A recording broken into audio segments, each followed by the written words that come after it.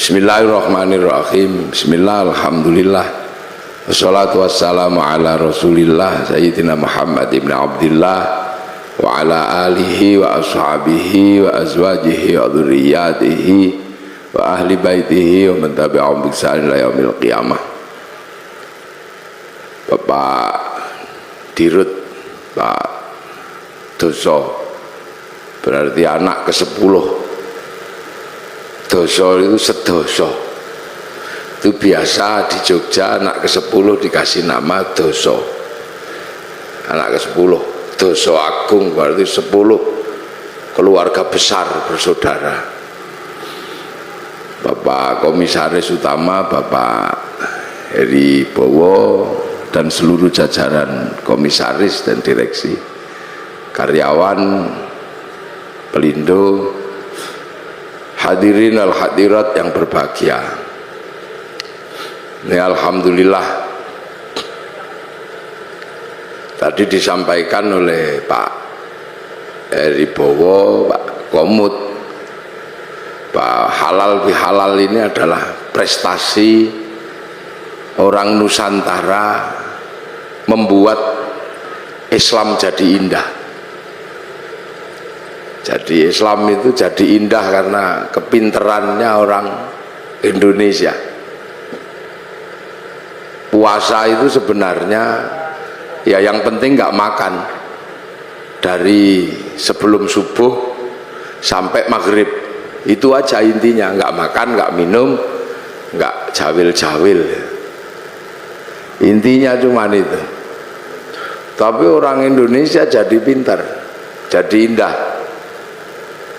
Karena Indonesia ini mataharinya jarang dilihat tumbuhnya secara langsung karena terhalang oleh pohon, maka di Indonesia muncul tradisi imsak.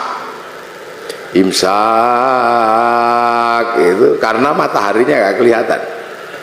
Di Arab nggak ada begitu, karena Arab itu kalau matahari muncul langsung kelihatan. Di sini juga puasa itu jadi indah. Karena puasa orang sini lebih berat dari orang Arab. Orang Arab kalau puasa keluar rumah lihat padang pasir. Nggak ada orang pengen makan padang pasir. Tapi orang sini keluar rumah lihat jambu, lihat belimbing. Maka para kiainya daripada kamu nggak khusyuk kalau puasa, sebaiknya tidur aja. Maka kemudian setelah itu tidur, dikasih dalil naumuso imin ibadatun, tidurnya orang puasa itu ibadah. Nah, karena tidur terus akhirnya kiainya sepi, maka kiainya pergi ke pasar cari mercon. Akhirnya puasa di Indonesia muncul mercon dar-dor. Maka tidak usah heran kalau ada puasa kok merconnya banyak, itu khas Indonesia. Terus kalau malam ada sahur, bahkan sekarang ono sahur ora sahur sakarepmu ono. Nah, itu kehebatan orang Indonesia. Terus selesai puasa halal kayak gini nih, minta maaf. Di Arab sana nggak ada orang kenal tetangga. Nah, di sini bebeknya nelek di halaman tetangganya, maka saling memaafkan. Kerja di pasar biasalah, itu khas Indonesia. Kenapa?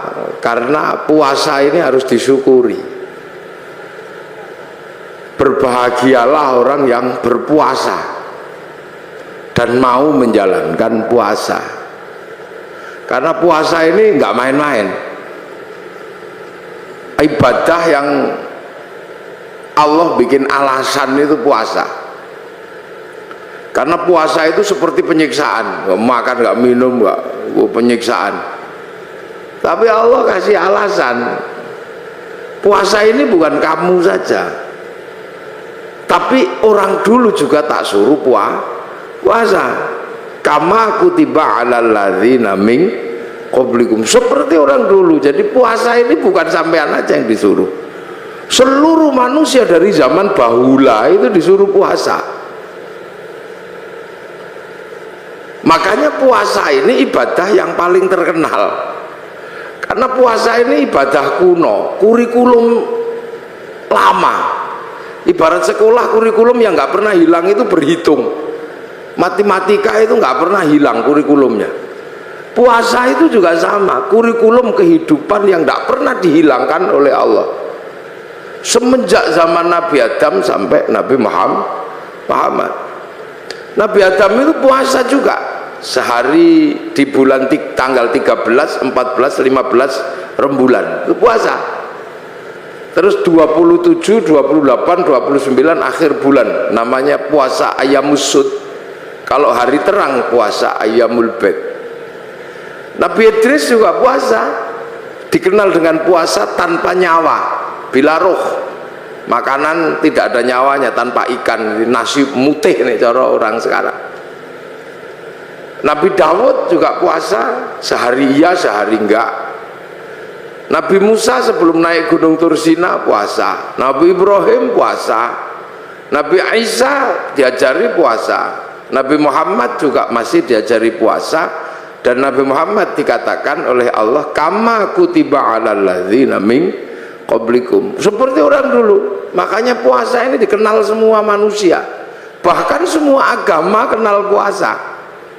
Itu uniknya puasa. Dulu ada agama kuno, sekarang punah agama itu. Namanya agama Zoroaster. Nabinya Zarathustra, ajarannya nihilisme. Kalau orang Jawa bilangnya suwung. Itu Tuhannya dua, Tuhan terang namanya Ahriman, Tuhan gelap namanya Ahura Mazda. Nah, dua Tuhan ini suka kelahi, usil. Tuhan terang penguasa matahari, Tuhan gelap penguasa rembulan. Kalau dua Tuhan ini kelahi, Tuhan terang kok kalah gerhana matahari. Orang Zoroaster puasa 3 bulan. Kalau Tuhan gelap kalah gerhana matahari, puasa 40 harian gitu. Puasa. Ini orang Zoroaster. Cuman agama Zoroaster itu punah, berganti menyembah api, yang akhirnya di dalam Al-Quran dikenal dengan Majus atau Majusi. Cuman agama Majusi ini punah juga, karena raja terakhir Majusi namanya Rustum yang ada di Persia sana masuk Islam. Raja Rustum ini anaknya dinikahkan dengan anak Sayyidina Ali bin Abi Thalib, namanya Sayyidina Husain, lahir Sayyid Ali Zainal Abidin. Nah, karena masuk Islam kemudian orang Majusi tidak lagi menyembah api. Cuman orang Majusi kalau menyembah api, apinya ditaruh di bangunan tinggi panjang, itu namanya Manaro. Sehingga kemudian setelah nyembah Allah, apinya dibuang, Manaronya ditaruh di depan masjid. Akhirnya masjid orang-orang ex Majusi punya Manaro. Begitu seluruh kaum muslimin lihat masjid orang Persia punya Manaro kok bagus, maka kemudian seluruh kaum muslimin berlomba-lomba bikin Manaro di depan masjid, yang akhirnya sampai Surabaya jadi menoro. Di puasa. Lu ini Islamnya begitu. Kalau masjid khas Arab yang asli ya kotak tutupnya pelepah kurma. Menoro itu, menara itu dari tradisi Majusi dulu. Kubahnya itu ketika Islam ketemu dengan Nasrani yang di Konstantinopel, kemudian punya masjid, ada kubahnya itu sumbangan dari gereja dulu. Makanya kubah masjid sama kubah White House itu sama, kubahnya istananya Presiden Amerika ya sama kubah. Lah itu orang Majusi. Orang Hindu juga disuruh puasa. Jadi Hindu juga mengenal puasa, namanya upawasa. Upawasa itu nggak makan, nggak minum, nggak menyentuh perempuan, untuk persiapan muksa. Muksa itu mati terbaik ala Hindu, hilang raga dan sukmanya, hanya bisa dilakukan oleh orang Brahmana. Kalau orang kesatria nggak bisa hilang, maka dibakar, dingaben. Kalau di bawahnya ada kasta namanya Wisya, pegawai negeri. Nah, sampean-sampean pegawai ini kastanya Wisya. itu dibakar matinya kalau sudah punya uang. Kalau baru punya uang nabung dulu. Nah di bawahnya ada sudra. Sudra ini petani, pedagang, itu sudra, tukang las, itu sudra. Nah di bawahnya ada kasta namanya paria, pengemis. Ini matinya nggak ada yang ngurus. Di bawahnya ada kuca. Kuca ini tukang ngutil. Jadi hidupnya ngentit. Apa itu? Tukang motong bansos lah kalau ininya. Itu kuca. Itu matinya juga nggak ada yang ngurus. Di bawahnya ada meleka, maling. Kalau ketahuan lari. Tapi di bawahnya ada namanya candala, maling kalau ketahuan berani. Nah ini begal itu. Nah ini nggak ada yang ngurus. Nah, makanya mati terbaik itu moksa. Supaya bisa moksa melakukan upawasa, nggak makan, nggak minum, nggak menyentuh perempuan. Nanti tubuhnya mengecil, kecil, lap, hilang, imaterial. Itu namanya moksa. Tapi waktu itu banyak yang gagal, sudah mengecil, ingat istrinya, maka macet, jadi jenglot atau Bathara Karang itu. Makanya kalau ada yang ketemu jenglot jangan dijual mahal, itu produk gagal moksa.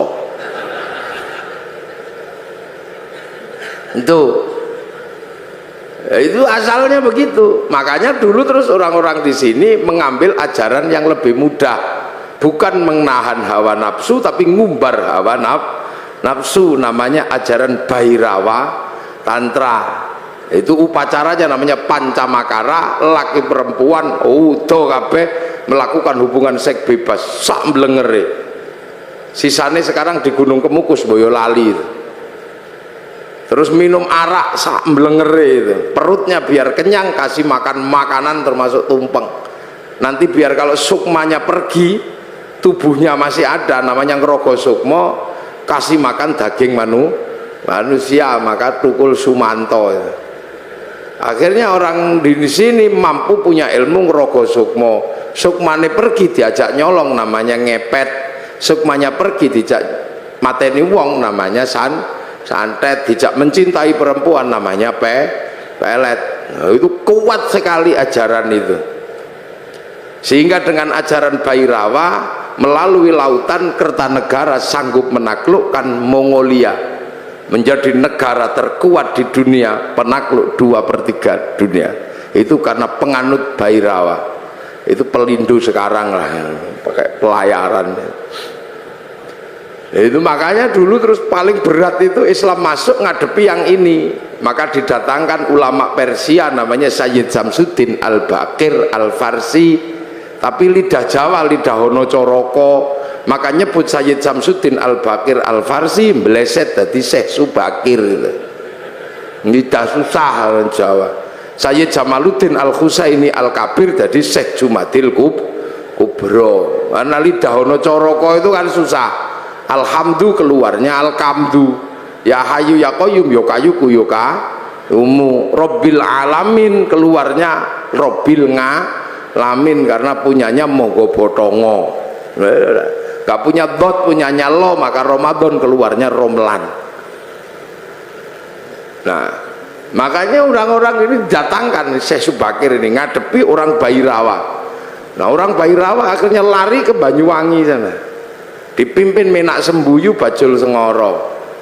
Nah, di sana diajar sama muridnya Syekh Subakir namanya Maulana Ishaq. Makanya di Kemantren Lamongan itu. Akhirnya Menak Sembuyu nyerah, anaknya yang perempuan dikasihkan sama Mbak Ishaq. Lahir Raden Ainul Yakin Sunan Giri, makamnya Gresik. Maka orang Bhairawa hilang, lari ke Bali. Tapi lama-lama tumbuh lagi orang Bhairawa di Kediri, nyembah patung Totok Kerot di daerah Pagu Pamenang, tempat moksanya Joyoboyo. Diajar sama Sunan Bonang, akhirnya nyerah. Lah begitu nyerah, ya sudah, kamu muternya tetap gak apa-apa, laki perempuan, tapi jangan nudo, pakai baju. Arak diganti teh, kopi atau air putih. Tumpeng karena itu halal nasi gak apa-apa. Ingkung manusia diganti ingkung pitik. Mantra ngrogo sukmo diganti kalimat tauhid la ilaha illallah. Makanya kemudian ada Indonesia punya tradisi tumpeng.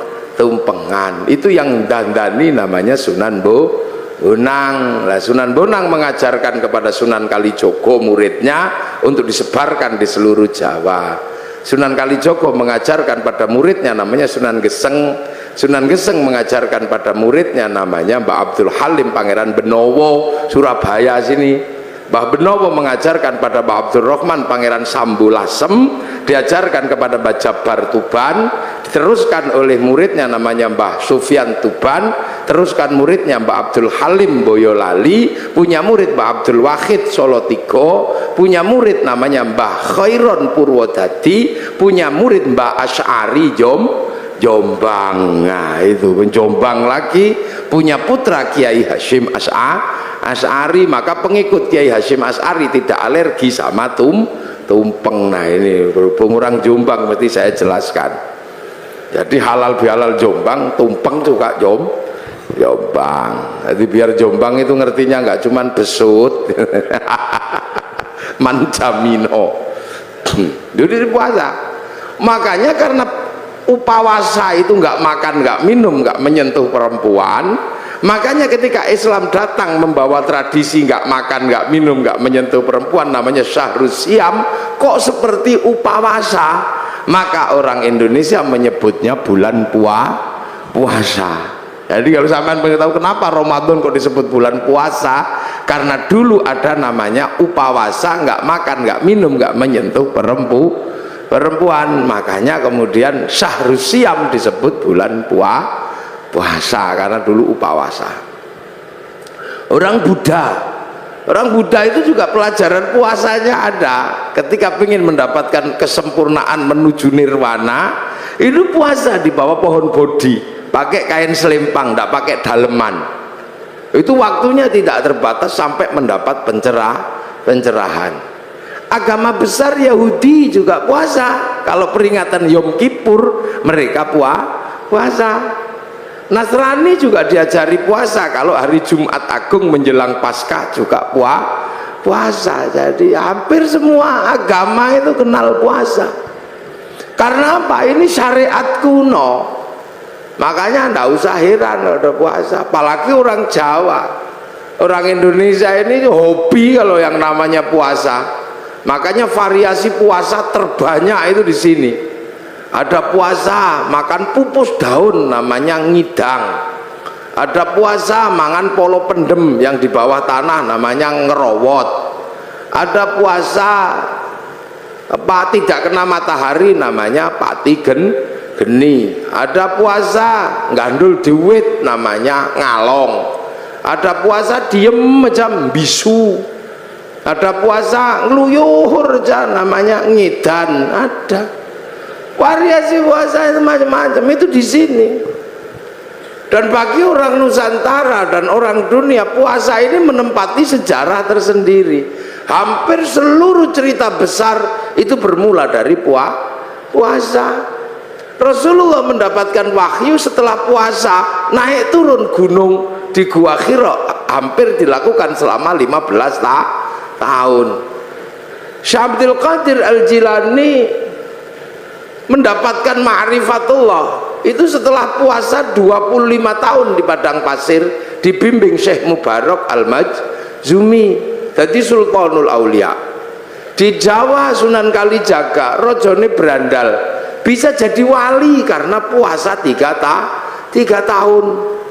Sunan Geseng itu tadinya cuma tukang ngambil kelapa itu, tapi kuat puasa 3 tahun, baca Ya Hayyu Ya Qayyum, itu bisa lari di atas air dan bisa meneruskan perjuangan Sunan Kalijaga. Padahal dia keliru, yokayuku yokayumu.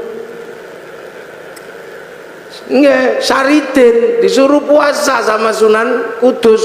Kalau kamu mau jadi penerusku yang hebat, puasa 3 tahun di atas pohon kelapa, baca Allahu Akbar, dilakukan 3 tahun, jadi pengganti para wali namanya Syekh Jangkung. Akhirnya Saridin, wong Pati pasti kenal itu, dan itu pun keliru, mestinya Allahu Akbar Allahu Akbar, keliru, lowo bubar lowo bubar.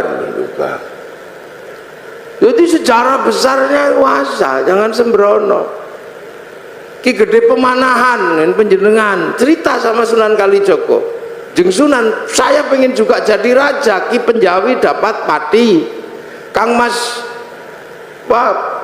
Raden Fata pun entuk Demak, kabeh pun entuk niku. Haryo Penangsang angsal Pajang, Kang Mas Joko Tingkir dapat Joko Tingkir dapat Pajang, Haryo Penangsang dapat Jipang. Saya dapat daerah mana? Ki Gede Pemanahan matur Sunan Kalijogo, ya ndak ada, semuanya sudah habis yang baik-baik, tinggal 5 tempat, itu pun tempat setan. Tempat setan pertama ada di ujung timur namanya Alas Purwo. Tempat setan kedua ada namanya Alas Roban. Tempat setan ketiga ada namanya Alas Larangan Cirebon. Tempat setan keempat ada namanya Alas Ketonggo Ngawi. Lah tempat setan yang kelima namanya Alas Mentau lereng Merapi. Makanya kamu milih yang mana? Milih Mentau aja. Wah, kalau kamu milih Mentau setannya gede-gede, kamu puasa 20 tahun biar ditemani sama Ki Ageng Giring, jangan turun. Puasa 20 tahun di Bang Lampir Gunung Kidul. Ini Pak Doso pasti tahu itu bekas bokongnya itu sampai nyitak begini. Akhirnya apa? Mampu betul buka Alas Mentau, ditemani Ki Gede apa Ki Gede temani Ki Ageng Giring. Bupa Alas Mentau punya anak namanya Danang Sutawijoyo, mampu menjadi raja. Bupa Alas bikin negara namanya Mataram, yang akhirnya dipecah Belanda jadi 2, Jogja sama Solo, yang akhirnya dipecah lagi Hamengkubuanan, Pakualaman, Mangkunegaran, Kasunanan. Puasa itu. Ki Ageng Pengging pengen punya anak jadi raja, suruh puasa sama Sunan Kalijaga 7 tahun. Akhirnya punya anak namanya Joko Tingkir jadi Rojo Pajang. Puasa. Calon Raja Mataram itu ada yang nggak mau jadi raja karena takut kalau jadi raja tidak alim. Maka dia keluar dari kerajaan, namanya Raden Bagus Harun, menempuh perjalanan spiritual, puasa 7 tahun di daerah Ponorogo, Kampung Pagotan, di samping sumur. Yang sumurnya itu akhirnya ditirakati selama 7 tahun. Tahun ke-7 sumurnya itu naik airnya 7 meter. Tanggal 27 Ramadan, aku dapat Lailatul Qadar. Maka sumurnya dikatakan dengan nama sumur Sewu Wulan. Karena sumur Sewu Wulan, maka kampungnya sekarang disebut Kampung Sewulan, di belakang pabrik gula Pagotan itu. Raden Bagus Harun akhirnya punya anak perempuan galaknya luar biasa, dikenal dengan nama Nyi Ageng Alap-alap. Kalau ngamuk naik di atas pohon. Dinikah Raden Santri, punya anak namanya Mbah Maktum. Nikah punya anak Mbah Maklum, nikah punya anak Mbah Tafsir Anom, nikah punya anak Mbah Qolyubi, nikah punya anak Mbah Ilyas. Mbah Ilyas menjadi kandepak pertama di Surabaya. Punya anak perempuan galak namanya Nafikoh. Dinikah sama Kiai Hasyim Asy'ari, punya anak Kiai Wahid Hasyim, nikah sama Nyai Solikah binti Bisri Sansuri Jombang, punya anak Abdurrahman Wahid. Bener-bener terjadi seorang ulama jadi presiden walaupun 2 tahun luwung. Cara puasa. Lu makanya kayak Lirboyo itu, pondok besar Lirboyo itu, ketika Kiai Mbah Manap mau mendirikan Lirboyo, itu pusatnya berandal, suruh puasa, ngerowot, jangan makan yang di atas tanah, makan umbi-umbian. Dijalankan selama 56 tahun. Makan uwi, tahu uwi? Ngerti gak uwi? Uwi umbi-umbian gede itu. 56 tahun makan uwi, sampai akhirnya uwinya hilang, dicuri gendruwo. Nah, akhirnya diganti gadung sama Mbah Manap, akhirnya gadungnya dicuri gendruwo. Akhirnya karena makan gendruwo, gendruwonya makan gadung, akhirnya jam 12 malam gendruwonya mendem. Wangin ribut terjadi di Lirboyo, pondoknya ambruk karena ada gendruwo makan gadung. Akhirnya sama Mbah Manap dikasih minum minyak jarak, terus sembuh. Kasih tugas nimba untuk air mandinya santri, pakai singgot pring panjang, itu nyinggot namanya. Nah, maka di Lirboyo dulu zaman mondok, zaman kalau tahu itu ada kriat-kriut itu gendruwo nimbo. Nah, tapi sekarang gendruwonya pensiun karena Lirboyo sudah punya sanyu. ke pensiun. Luar besar. Tuh. Makanya di Jogja ada orang menempuh jalan puasa, namanya Sukira. Ini Pak Doso ya. Sukira ini perempuan biasa, tapi punya cita-cita pengen punya anak jadi raja.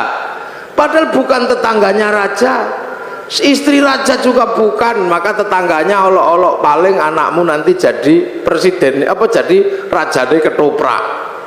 Tapi Bu Sukira nekat puasa 9 bulan sambil ya Allah pengen punya jadi raja ya Allah. Itu 9 bulan anaknya lahir, laki-laki keriting jemblok itu dikasih nama Soeharto, itu jadi presiden 32 tahun. Nah, itu makanya dulu jalan puasa ini banyak ditempuh oleh nenek moyang kita. Pengen istri cantik kok ditolak, orang dulu puasa. Masuk masjid kalau santri baca ya Rahmanu ya Rahim, 7 hari 7 malam I love you.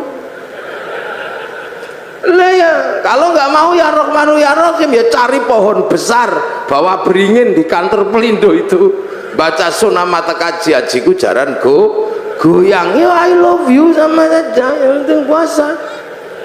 Lu puasa ini menghasilkan energi yang luar biasa.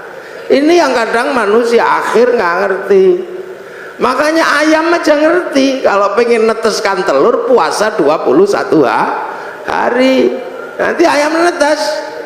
Ulet itu kalau pengen terbang dia puasa jadi kepompong. Ngepompong dulu baru terbang jadi kupu. Ular itu kalau mau melungsungi ya puasa, nanti kulitnya ganti lebih mudah lagi. Makanya kita berdoa semoga puasa kita seperti puasa kupu-kupu, puasanya ulet habis jadi kepompong terbang jadi kupu-kupu. Jangan kayak puasanya ular, setelah puasa tetap aja keluar ular, sekali ulo tetap ulo. Itu jangan puasa. Dukun-dukun bayi dulu itu bodoh-bodoh, nggak pinter, cuman yok apa lo kuato, tapi puasanya kuat ya brul gitu ya keluar. Dan puasa ini nggak pandang bulu, dibikin baik ya mandi, dibikin jelek ya mandi. Makanya dukun-dukun santet itu kalau puasanya kuat, santetnya ya teksek. Bahkan orang cari nomor juga puasa. Loh, ini puasa ini menempati ranking tersendiri. Makanya orang-orang tua dulu hobi yang namanya puasa itu. Kalau punya hajat besar puasa deh, puasa. Hasil saya pernah punya pengalaman orang naik daftar tentara nggak keterima. Ini angkatan laut, daftar angkatan laut itu nggak keterima karena tingginya kurang 5 cm. Udah daftar kemana-mana nggak keterima. Akhirnya saya suruh puasa 3 hari. Hari pertama 3 teguk 3 kepal buka sahurnya. Bacaan apa Gus? Moconen wodowo. Dibaca selama 3 hari wodowo. Begitu waktunya daftar diukur lebih 5 cm. Untung ora iku nih sing dawa kudune kan dhuwur tapi keliru saya perintahnya, tapi kan yakin. Begitu diukur naik 5 cm. Tasyakuran motong sapi, begitu motong sapi saking senengnya saya ukur ternyata kurang 5 cm. Lah waktu itu meterannya yang mengkeret atau yang baca yang bingung. Nah sekarang ada di angkatan laut Surabaya, maka cari aja kalau ada tentara yang kurang 5 cm ya dia itu.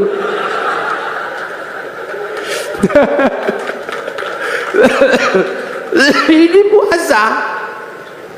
Makanya nenek-nenek moyang kita kuat. Nah sekarang begitu puasa itu menakutkan, maka orang ini jadi lemah. Jadi lemah. Dulu orang Jawa, orang Indonesia ketemu singo gitu, kita ikut semilar, singone lari. Orang sekarang begitu takut puasa, jangankan sama singa, sama melinjo takut. Nih monggo Pak Melincung ora samura tau. Santen itu enggak kenapa? Kolesterol. Penyakitnya banyak karena nggak ada orang mau puasa. Akhirnya begitu remuk masuk rumah sakit. Dokter harus menangani orang sakit, tapi ketika orang sakit mau ditangani, dokter mengatakan puasa. Ya, puasa dulu. Kalau nggak puasa saya nggak mau operasi. Makanya pasien yang mau dioperasi pun harus puasa. Lu dokter aja ngerti nih, sampean kadang nggak ngerti, mumpung masih sehat poso. Jangan kok tiap bulan puasa datang poso maneh. Itu caranya Allah. Dari dulu manusia dikasih senjata yang luar biasa namanya puasa. Gitu. Makanya kalau ada people power enteng-entengan, ada puasa enteng-entengan. Apa puasa enteng-entengan? Diet. Nah diet itu puasa enteng-entengan. Kan Pak Amin kan mengatakan ada people power enteng-entengan. Nah puasa enteng-entengan juga ada, namanya diet. Karena kalau diet kenemenen dead. Nah ini lah ya. Jadi ini dari zaman kuno. Makanya orang itu kalau puasanya rajin, kuat, nggak takut apa-apa, sehat. Nah sekarang manusia ini dengan puasa takut. Jadi puasa ini kiri kanan oke. Kayak apik mandi, bikin jelek ya mandi. Cuman puasa kita ini berbeda. Kalau puasa yang diajarkan oleh Allah ini la'allakum tattaqun, agar kita menjadi orang bertakwa. Apa sih takwa itu? Takwa itu adalah menghadapkan wajah kemanapun, merasa diawasi oleh Allah. Itu. Oh ini ngaji kalau di syuting itu ya gini, jadi panas. Lampune siji loro. Ngerti wong pelindung Kiai Ireng. Lampune diakeh, Pak Doso ngerti Kiai Ireng lampune sing akeh. Mengarah ke saya semua ini lampunya, bau panas. Jadi walaupun saya ngadep ke sana, saya nggak lihat ada perempuan di sini, nggak kelihatan. Kalau lampunya gitu. Takwa itu apa? Menghadapkan wajah kemanapun, merasa dilihat Allah. Nah, makanya orang bertakwa itu menjalankan perintahnya, menjauhi larangannya, karena kemanapun merasa melihat Allah. Nah kenapa kalau merasa melihat Allah, merasa dilihat Allah, merasa diawasi Allah kok harus puasa? Ya memang itu caranya. Karena manusia itu nggak kenal Allah. Ini nggak kenal. Tapi manusia yang asli kan kenal. Manusia itu yang asli kenal Allah, harus tahu ketemu kok. Sudah pernah dep-depan sama Allah manusia itu.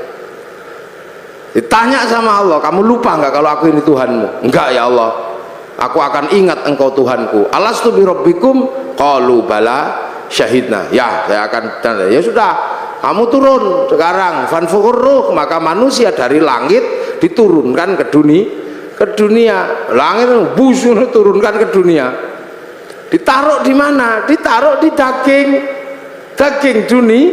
dunia. Lah daging ini produksi lokal dari makanan orang tua. Orang tuanya makan diproses di perut, dikeluarkan jadi jadi umbel, jadi apa.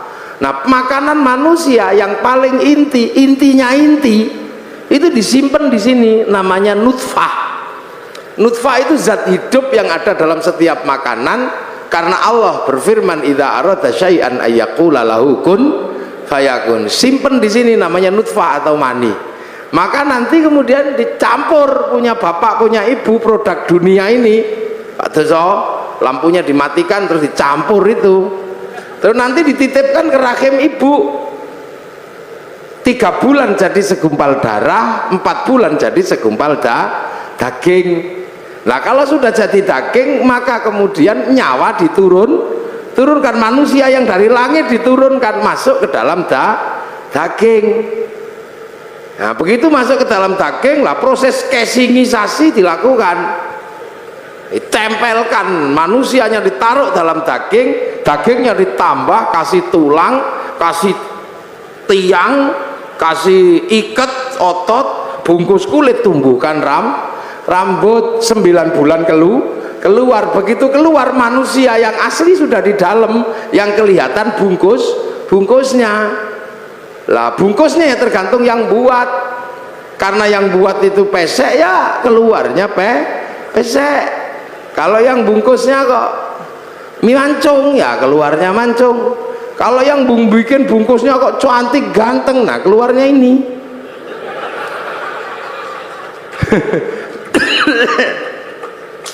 Lah ini maka perempuan itu tempat menanam untuk menumbuhkan. Makanya Islam mengajarkan nisa hukum harsul lakum, perempuanmu untuk menanam. Proses casingisasi di perempuan. Makanya perempuan itu seperti sawah. Ini sawahnya laki-laki ini yang punya sawah. Nah sawah itu untuk nanam. Makanya kalau pengen tanamannya bagus, sawahnya harus bersih. Jangan kok penuh sampah, jangan penuh kotoran, jangan terlalu banyak rumput liar. Makanya biar sawahnya bersih, laki-laki punya tugas membersihkan sawah, belikan lipstik, belikan gelang, masukin salon. Itu loh bener, itu sampean yang punya sawah ini harus bersih, harus tampil cantik biar tumbuhannya bagus. Sawah nggak boleh kering, sawah harus selalu basah dan selalu dipupuk. Nah perempuan juga harus selalu senang hatinya. Makanya agar perempuan senang hatinya, dia harus selalu dikasih uang. Loh yang laki-laki dengerin, jangan kau pura-pura nggak denger. Iya ini yang perempuan ini, karena sawah harus selalu basah dan senang. Sawah itu kalau dikasih tanaman nggak boleh dibakar. Maka begitu juga perempuan kalau ditanami nggak boleh dimarahi. Maka perempuan itu nggak elok kalau dimarahi. Iya, perempuan kalau marah-marah boleh, karena perempuan itu kalau marah-marah sebenarnya lagi buang sampah. Lebih bener perempuan itu buang sampah, karena kehidupan perempuan itu lebih susah dari laki. Perempuan itu pusing. Makanya perempuan itu stres. Saya pernah jadi perempuan sehari aja nggak kuat. Iya saya pernah jadi perempuan sehari nggak kuat, gara-gara saya ribut sama istri saya. Ribut itu perkaranya apa? Perkaranya anak. Saya pulang ke rumah itu berantakan. Saya ngomel sama istri saya, ya dede sing rewang sakmene akeh, sudah banyak yang rewang santri sakmene, kok yo masih rusuh kayak gini. Mungkin lagi head kayaknya istri saya. Langsung mantap itu, Mas, jangan gitu. Siapa nggak pernah merasakan jadi perempuan? Anakmu ini ayo gitu. Sampean mau kalau jadi perempuan? Ya gitu, mau saya coba. Sehari saja nggak apa-apa. Akhirnya teken kontrak saya menjadi perempuan sehari. Begitu jadi perempuan sehari, jam 2 malam istri saya tak suruh pergi. Pergi kamu sana yang jauh, jangan kelihatan kalau anak bangun. Ini ada uang 10 juta, ajak temanmu sana. Loh iya, uang saya mau jadi perempuan, saya tak kasih uang 10 juta, suruh pergi sama teman-temannya. Kamu makan harus habis itu, ajak habisin makan. Tapi nanti kalau saya telepon karena nyerah, kamu harus cepat pulang. Hitam di atas putih ini saya terjadi. Namanya juga saya juga emosi. Akhirnya pergilah dia. Subuh bangunkan anak, saya contoh istri saya pidatoni anak saya, nggak bangun, melungker gini. Biasanya istri saya kalau anak nggak bangun dicubit, ikutlah saya nyubit. Kalau dicubit sama ibunya dia bangun, tak cubit ditendang saya anaknya. Mulai pusing, nggak mau bangun. Wah, akhirnya saking judeknya anak turun dari ranjang ono sing nggawa pempes, pusing. Wis setengah stres saya udah jam segitu. Terus dimandikan. Biasanya kalau istri saya mandikan kan disemproti satu-satu gitu. Tak semproti, ngamuk karena nggak panas. Wah, katuan sing siji begitu tak panas sih kepanasan. beratnya itu. Habis itu makan, setelah makan tak suapi satu-satu, saya nyontoh aja. Biasanya kan anak saya dijejer gitu disuapi satu. Saya yang nyuapi disembur, jarine kegeden, piringnya diuncal no. Stres, dan saya gagal menyekolahkan anak-anak sampai jam 7 masih ribut gak mau sekolah. Jam 10 itu rumah itu dicat semua pakai lipstik, digambari. Jam 1:30 saya nyerah jadi perempuan. Dek pulang, ampun, menyerah saya. Pulang ternyata istri saya sudah di tetangga gitu, langsung pulang. Iya saya ngerti sampean gak akan kuat, tak cekel tangannya, tak ambung ping pitu itu saya. Semenjak itu semenjak itu saya tahu bener-bener jadi perempuan itu beratnya luar biasa. Kapok saya, wis gak kemana-mana, aku mau dadi itu, aku mau dadi lanang iso dolan. Jadi berat. Makanya saya anggap perempuan itu kalau ngomel buang sampah, dan laki-laki itu tempat sampah. Makanya kalau perempuan kita lagi buang sampah, tempat sampahnya jangan ditutup, nanti dibuang ke tetangga sampahnya, wianan sama tonggo, pusing kita. Karena laki-laki itu sama anak dan istri lebih memilih istri. Loh iya, suami itu lebih sayang istri daripada sayang anak. Mulutnya aja yang sering mengatakan saya lebih mencintai anak dari kamu. Enggak, kata siapa?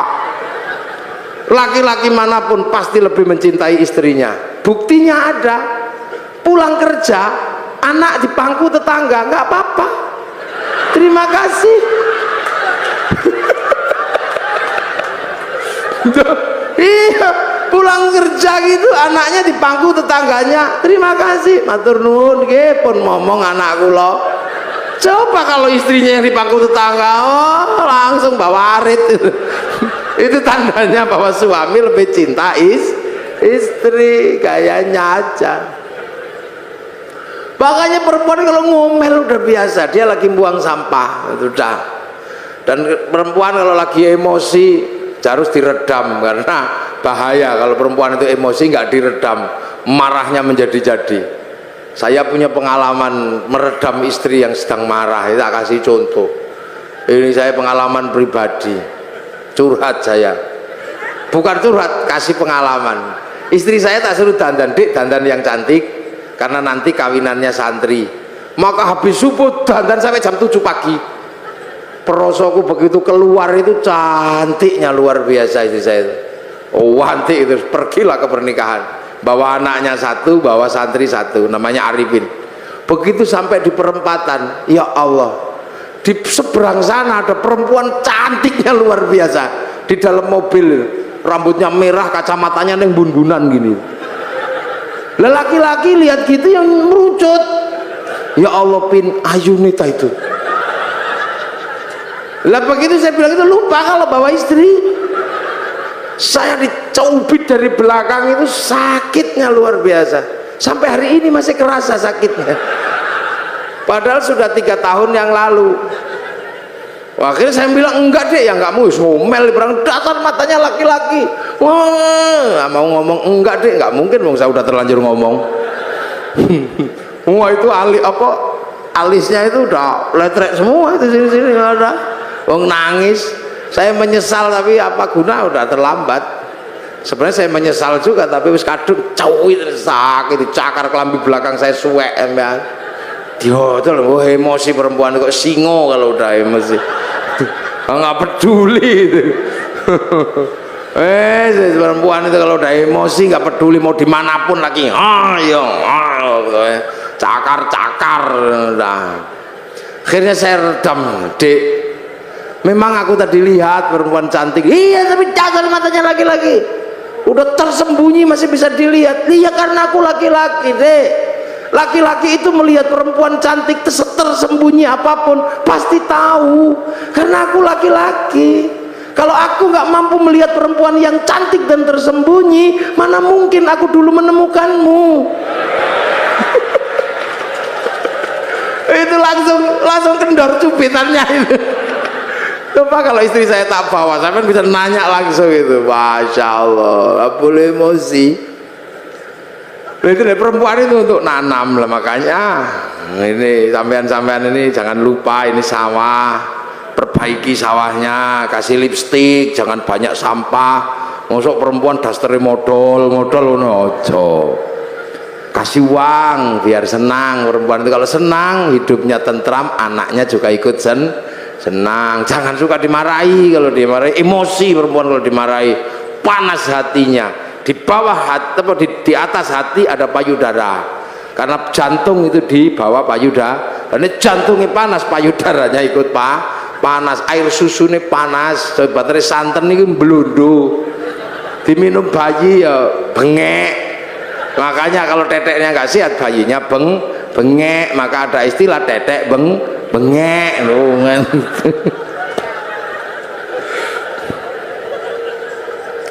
Loh itulah perempuan itu nanam untuk membuat proses casingnya manusia lah. Casing ini dunia, makanya manusia ini casingnya aja, ini tergantung yang nyita aja, ini dunia, ini casingnya.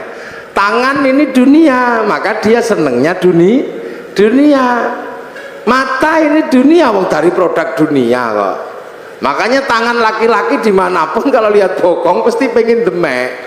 Ini dunia, ndak usah tangan Pak Direktur, tangan Pak Komisaris, sama aja, wong tangan saya juga sama. Ini dunia, ndak usah heran. Tangan ibu-ibu dunia, maka pengen dikasih gelang, sama aja, yang bedakan remnya dok. Insya Allah kayak kiai ini remnya cakram, jadi pas direm set itu depan belakang berhenti. Nah rem pelindo ini kan nggak cakram, antromol tadi gitu.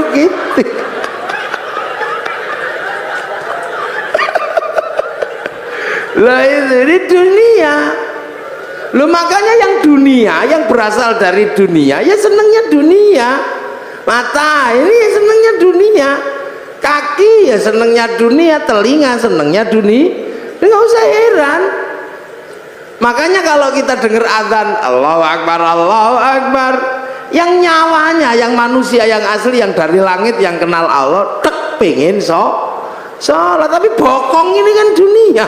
Makanya ya duduk aja sampai kiainya Robbana ya Robbana, karena nunggu bokongnya belum berangkat.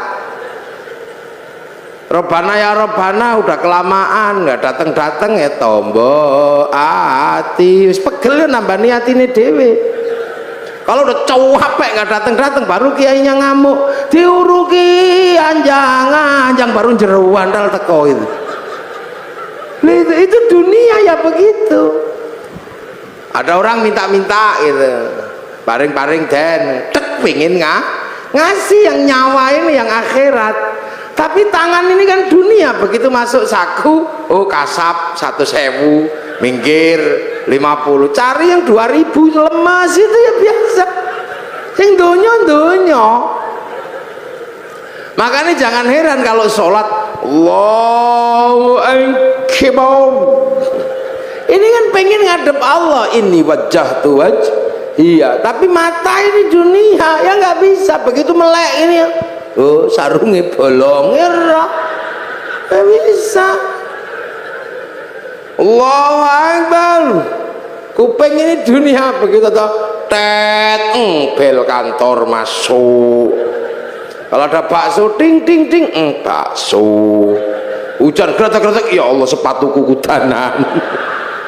Nggak bisa yang dunia, wong ini memang dunia. Allahu Akbar. Bismillahirrahmanirrahim. Sabbihisma rabbikal a'la alladzi khalaqa fasawwa walladzi qaddara fahada. Suwe lama ini, yakin suwe.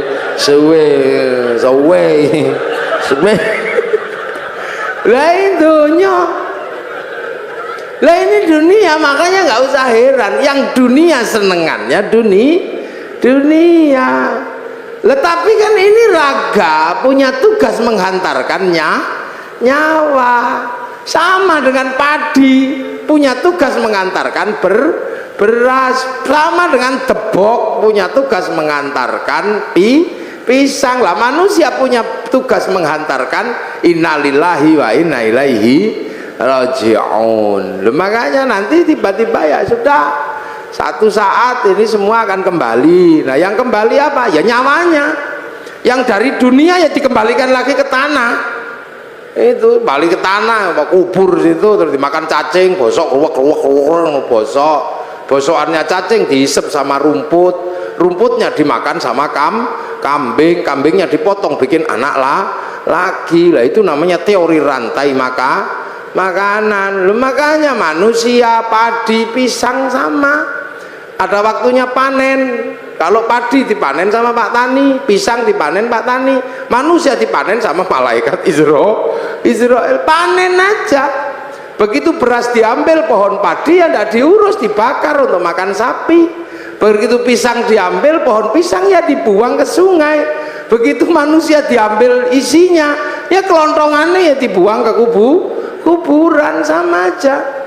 Nah padi walaupun terpisah dari pohonnya, begitu masuk laboratorium tetap ketahuan padi organik atau bukan organik. Walaupun sudah terpisah, orang nggak perlu lihat pohon padinya dulu seperti apa, rekam jejaknya ada di beras, rekam jejak pohon pisang ada di dalam pisang, rekam jejak kehidupan manusia ada di dalamnya nyawa. Lo ngono tok. Makanya ya cari rekam jejak yang bagus. Itu tangan ini merekam jejaknya nyawa, mulut muni apa wae rekamannya ada di dalamnya nyawa. Sama kayak syuting itu, ngadep saya dari tadi itu tugasnya cuman apa? Nyarikan bekal kartu memori. Setelah ngerekam saya, syutingnya dibanting nggak apa-apa, yang penting memorinya masih ada, diputer keluar gambarnya, sama aja.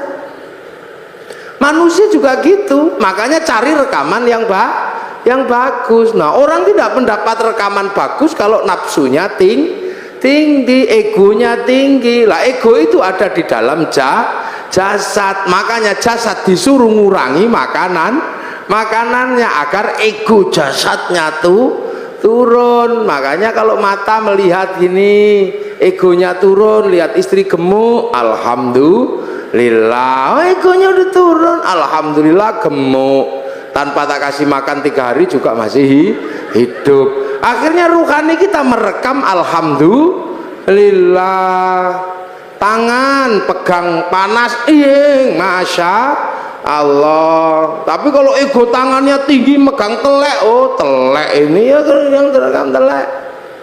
Sendal hilang, kalau egonya sudah turun, sendal hilang, masya Allah. Tapi ini egonya tinggi, sendalnya hilang, waduh sih ya sudah, kambing ini. Akhirnya yang terekam itu kambing. Begitu masuk laboratorium kok ada kambing dipanggil, beng kok kamu ada dalam hatinya orang ini? Iya ya Allah, fitnah itu ya Allah, fitnah itu, hoax itu dulu. Saya nggak terima karena saya difitnah nyuri sendal, padahal seumur-umur tidak ada kambing nyuri sendal. Itu ada, makanya rekaman ini itu pelajaran dasarnya itu sebenarnya. Makanya manusia harus punya rekaman yang baik. Lihat Pak Preskom gini, oh ulang tahun, alhamdulillah beliau belum ada ubannya. Nah kalau yang egonya tinggi, udah setua itu, masih nggak ada ubannya, pasti semir 1 kilo itu. Akhirnya rekaman isinya semir 1 kilo. Tapi kalau egonya turun, alhamdulillah. Kita ini punya chip namanya nyawa. Sampean jangan lupa, lihat apapun direkam oleh nyawa. Seperti kamera itu, lihat saya gitu, nanti rekamannya ada itu setting. Kalau musim kampanye, ada, ada.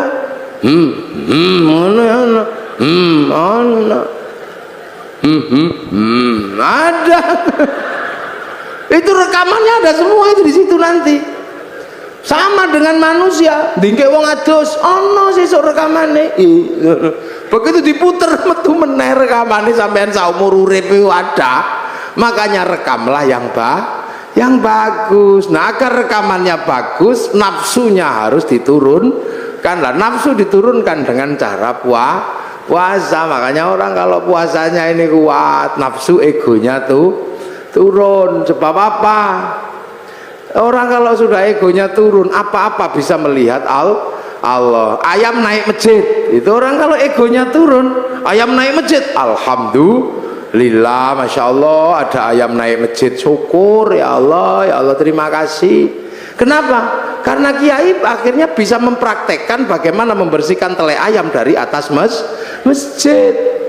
Ilmu yang demikian sulit membersihkan tele ayam dari atas masjid bisa dipraktekkan karena ada ayam naik masjid. Nah, kalau nggak ada ayam naik masjid nggak bisa dipraktekkan karena kiai tidak boleh bawa telek ke atas masjid. Jadi alhamdulillah ilmu bisa dipraktekkan karena barokah pitik. Itu. Makanya hati-hati, nafsu itu mengingkari Allah. Contoh, ini mudik lebaran. Orang Surabaya ini yang paling seneng dulu itu rujak cingur. Akhirnya karena musim lebaran cari rujak cingur kemana-mana nggak ada, sana nggak ada, ke sana nggak ada, sampai seminggu kepengen rujak cingur. Bayangkan rujak cingur saja udah ngiler. Akhirnya pas halal bihalal ke tempatnya Pak Dirut, Pak Doso, ada rujak cingur. Seminggu kepengen rujak cingur ada, ya halal ya silakan makan, tapi hati-hati, kalau saya nggak berani makan. Karena itu bisa jadi halal buat jasmani tapi haram buat rohani, karena nikmatnya mesti luar biasa. Wong kepingin seminggu, begitu setelah dari Pak Doso seminggu kepingin rujak cingur dapat, tiba-tiba besoknya ke tempatnya Pak Pres,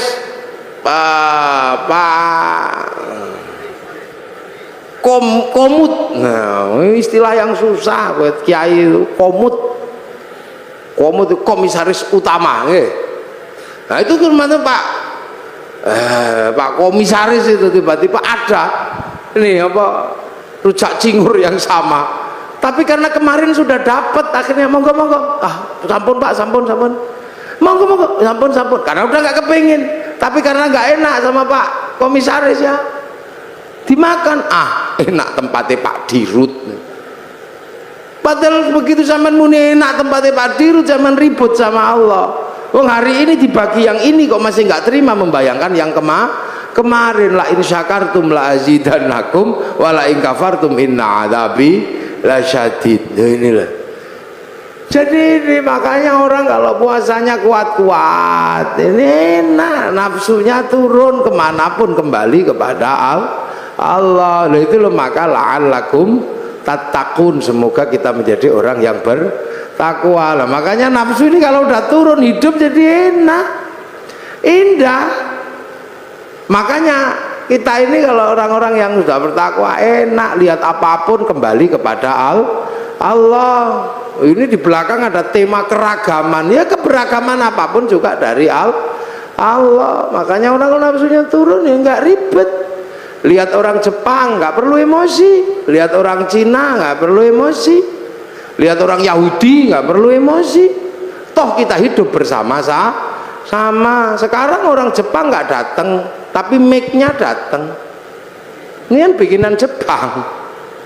Jadi kita ngaji ini pun melibatkan orang Jepang. Kita ngaji melibatkan kipas angin mereknya Mas Pion, Cino sih nggak. Kalau kita malam longok-longok pengen ngerokok, gudang garam Cino.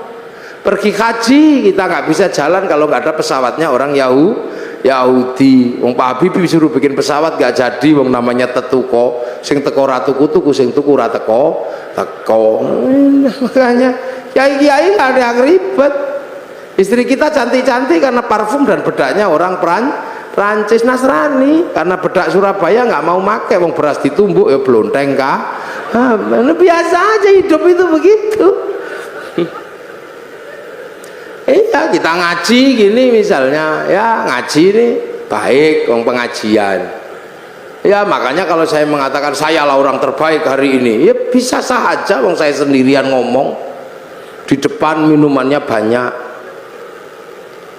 Tapi saya juga nggak bisa terbaik di sini karena baiknya saya ada panitia yang bikin pengajian. Kalau nggak ada panitianya ya saya nggak ada di sini. Lah itu siapa yang terbaik? Ya panitia pasti mengatakan saya yang terbaik. Saya mengatakan kalau saya nggak datang pengajianmu jelek. Lah itu baru dua udah ributnya luar biasa. Belum lagi kalau sampean ikut-ikutan, ya ini menjadi baik karena saya mau hadir. Coba kalau saya nggak ada yang datang, itu bukan pengajian namanya. Lah apa? Cek sound. Bukan kayak gini. Lah orang-orang yang sudah mengembalikan semua kepada Allah, enak, nggak ribet, biasa aja orang. Terus kita misalnya ini pengajian jadi indah karena ada yang nata kursi. Apa yang nata kursi itu sholat subuh? Ya belum tentu. Jangan-jangan yang nata kursi nggak sholat subuh, tahu. Sama kita makan jadi enak karena apa? Ada bumbu. Bumbu bisa enak karena diulek pakai cowek. Kita nggak pernah tahu waktu bikin cowek itu bikin cobek. Jangan-jangan pas airnya kurang dikencingi juga nggak tahu gitu. Hidup itu indah. Jadi orang itu kalau sudah mengembalikan semua kepada Allah nyaman, udah gak ribet. Orang Surabaya ini nggak punya garam, yang punya garam orang Madura. Sampai nggak tahu waktu orang Madura bikin garam, jangan-jangan kebelet pipis kolamnya dipipisi, ya nggak ngerti kita.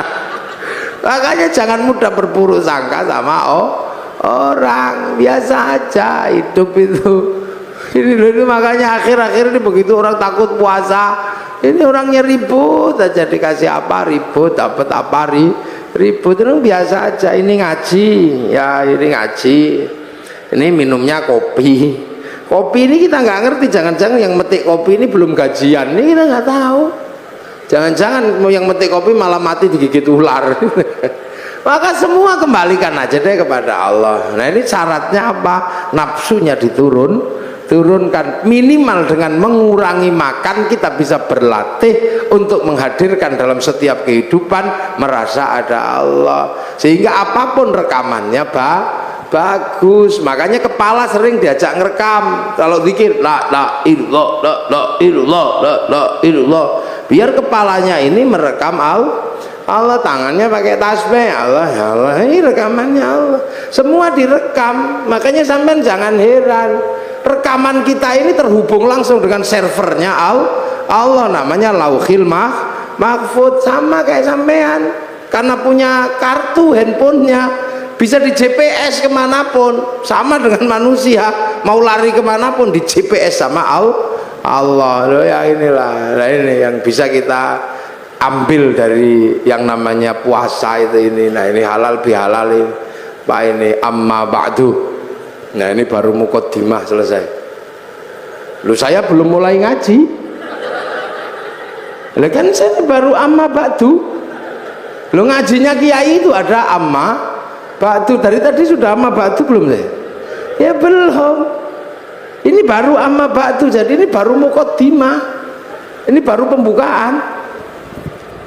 Nah ini artinya ini, pokoknya tahun depan ini jangan kaget, puasa aja deh. Itu jadi jalani puasa dengan sukacita. Makan ya silahkan. Boleh kok puasa itu kalau nggak tahan makan. Boleh aja, tapi jangan masuk ke belakang kindil-kindil itu. Aman haus pengen es jeruk apa pengen es kopior gitu, minum aja, kamu boleh. Yang penting tidak masuk ke belakang kindil-kindil di leher ini loh. Batas mulut itu kan di kindil-kindilnya itu. Makanya sikatan boleh, nyicipi makanan boleh, tapi jangan masuk ke belakang kindil-kindil itu. Batas mulut itu bukan di sini, tapi di dalam itu loh. Yang ada giwil-giwilnya itu loh. Nah kalau tidak masuk ke belakang itu, kemu boleh, sikatan boleh. Apalagi sikatan karena bukan makanan, jadi tidak ada orang niat makan odol, itu tidak ada. Tapi kalau es campur begitu masuk ya haram, langsung batal. Enak kok puasa itu. Yang tidak boleh itu ngentut di air, karena kalau ngentut di air, airnya langsung masuk jeruk ke dalam. Saya sudah membuktikan berkali-kali kalau renang kentut, begitu yang keluar pertama air cur gitu. Makanya sampean kalau enggak bisa paling gampang kentut di dalam air, nanti dia berfungsi seperti apa yang biasa dicelup, no itu apa, dul kolak, sama kayak gitu. Nanti terus langsung mulek terus keluar. Nah, itu tidak boleh, makanya puasa itu nggak boleh kentut di air karena airnya masuk. Tapi kamu nggak apa-apa, ngemut permen lollipop juga nggak apa-apa. Yang penting tidak masuk ke belakang kintil-kintil itu batasnya di situ. Itu batas minimalis pokoknya. Di puasa itu. Kangen sama istri, wel tidak apa-apa, boleh. Yang penting jangan di situnya aja. Ini yang kadang orang tidak memahami, dipikir ngono ra oleh demok, boleh aja. Keuangan ya wel gludung. Yang penting jangan itunya aja. Kalau bisa, kalau enggak ya jangan. Duit apa sih itu? Sore-sore masak, ngicipi boleh, yang penting tidak ditelan sampai ke belakang. Tintil. Itu aja. Nah inilah makanya semoga ini mengingatkan kita semua tentang puasa. Selebihnya nanti ada hal yang lain, kalau masih ada waktu ya kapan lah kita sambung lagi. Ini muqaddimah aja untuk menjelaskan biar kita nggak takut puasa. Karena puasa ini kama kutiba alal ladzina min qablikum. Mudah-mudahan ada manfaatnya. Ihdinas siratal mustaqim. Assalamualaikum warahmatullahi wabarakatuh.